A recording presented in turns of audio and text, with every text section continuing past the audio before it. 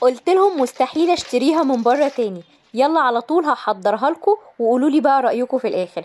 قمت على طول بقى جبت حله صغيره وحطيت فيها كوبايتين من عصير الطماطم، حطيت فصين توم كده وهرستهم، معلقه كبيره من صلصه الطماطم او معجون الطماطم، وبهرتها بقى بملح وزعتر، وحطيت كمان شويه فلفل اسود وبابريكا، وكمان حطيت مكعب من المرقه وده اختياري. ضفت كوبايتين كبار من الميه، ميه عاديه من الحنفيه. ولو لسه مكمله معايا الفيديو ما تنسيش تحطي لي لايك، وكمان تقولي لي من اي مكان بتتابعوني. واخر حاجه ضفتها شويه من السكر عشان تعادل الحموضه.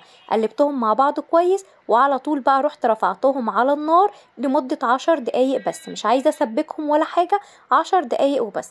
في الوقت بقى ده جبت حوالي كده معلقتين كبار من الزيت، حطيتهم في طاسه، واول ما سخنوا نزلت عليهم ببصلايه كبيره قطعتها جوانح. ابتديت ان انا اقلبها كده لحد ما تاخد لون شفاف كده، شوحتها يعني لمده دقيقه. نزلت عليها بطماطمايه متقطعه جوانح وشلت البذر منها وشوحتها برضو. وبعد كده نزلت عندي بقى فلفل اخضر واصفر واحمر، وطبعا لو مش متوفر عندك الا فلفل اخضر مفيش اي مشكله، تقدري تستبدلي بفلفل حار طبعا براحتك خالص.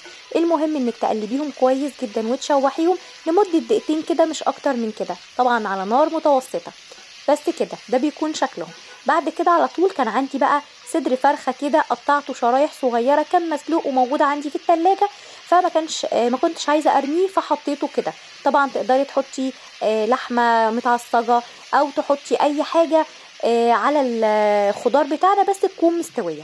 بعد كده بهاريها بقى بشويه صغيرين من الملح، معلقه صغيره من بهارات الفراخ، معلقه صغيره من الكزبره، ونحط شويه فلفل اسود كده، وطبعا شويه من البابريكا، وقلبي بقى كل الكلام ده كويس جدا. وطبعا عندنا هنا الفراخ مستويه فمش هنضيف ميه ولا اي حاجه، يعني تقلبتين كده ونطفي على النار على طول. تعالوا نرجع على الصلصه ونشوف شكلها. شفتوا زي ما قلت لكم انا عايزاها تكون صلصه خفيفه كده.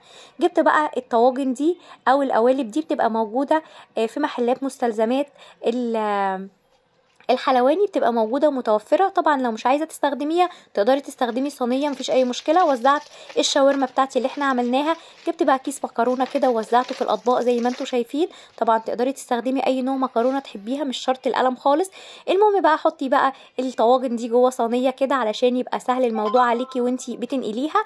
وبعدين هاتي الصلصه بتاعتك الحلوه دي، المهم تغطي المكرونه كويس جدا بالصلصه علشان تستوي منك، وكمان ما تعجنش. ده بيكون شكلها كده. وبعد كده غطيتها بقى بالورق الفويل على طول، بقى دخلتها الفرن رف اوسط لمده 25 دقيقه على درجه حراره 180، يعني في 25 دقيقه كانت جاهزه معايا. ده بيكون شكلها، شايفين شكلها تحفه، والريحه بقى ما اقولكوش.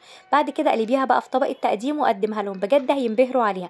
طبعا عمر ما حد هيصدق ان دي معموله بفراخ بايته، لازم تجربوا الطريقه وتقولوا لي ايه رايكم.